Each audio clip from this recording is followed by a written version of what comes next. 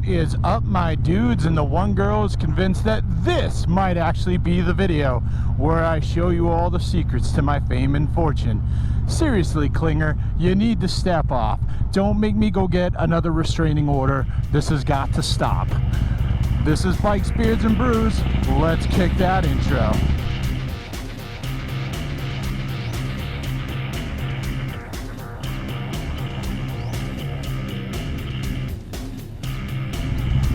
Hey guys, welcome back to the channel. Make sure you like, comment, subscribe, share this video. Do cool things. Come on, be cool. So today, we're going to be talking about subscribers versus viewers. There is a big difference. Before we get into that, I thought it would be just kind of cool to share with you. I'm actually heading over to one of my friend's shops right now.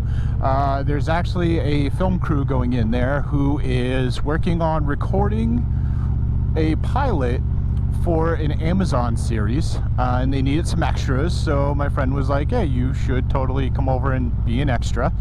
I don't really know much more about it outside of that for the time being, and I'm also not sure how much I'm allowed to talk about outside of that for the time being, so we'll just leave it at that. But if, you know, in a couple years you're watching like Fast and the Furious Part 53, Toretto's Revenge, and I'm hanging out with The Rock, like beating the crap out of Jason Statham, you know that it all started here. So let's talk about subscribers versus viewers. And what do I mean by that? Well, it seems most motovloggers, you know, we all kind of have a goal, myself included, and that is, like, we would like to make a little bit of money off of our channel if possible. That'd be cool.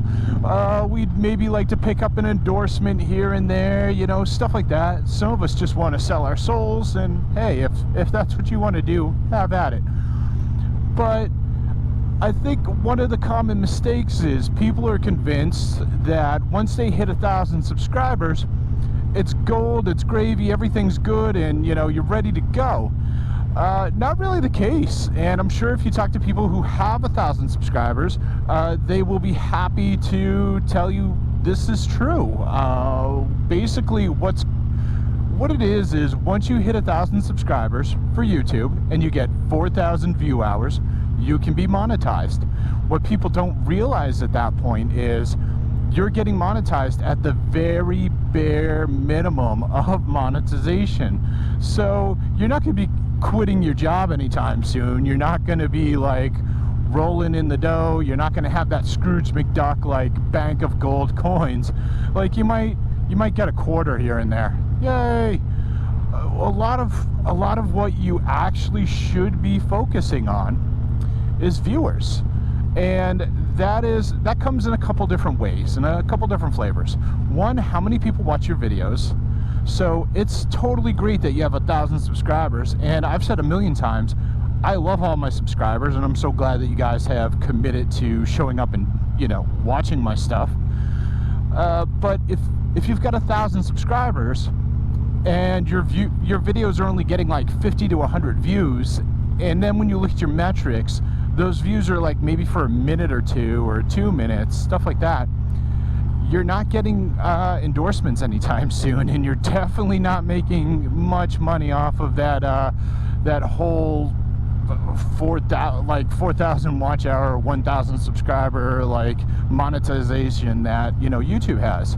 You really have to crank that stuff up, and that's why I talked about in this video cutting out the fat on your videos. If you can make a 20-minute video 15 minutes long, you should do that. If you can make a half-an-hour video 10 minutes long, you should do that, because keeping someone's interest for the full 10 minutes versus making a 30-minute video and them dropping off in 2 minutes there's a huge difference there, guys, and you have to consider that. Just because you're making exponentially long videos doesn't mean you're cranking up your view times, and if anything, it actually is hurting your metrics when you go to look at them. If you've got a ton of 20-30 minute videos and people are watching for 2 or 3 minutes, then your metrics are completely skewed, because now you're talking about, like, you know, maybe 10%, 5% viewer consistency, and that's not good. So I know a lot of you again talk about, like, you know, once I get 1,000 subscribers I can get monetized and stuff. I argue that you should actually be focusing on your viewership, which is how many people watch your video and how long they watch it for. Why do I say this? Because when you start looking into sponsorships, they're going to want to see how many subscribers you have. That is an indicative number. They're going to want to see how many viewers on average you have, and they're going to want to see the viewer retention.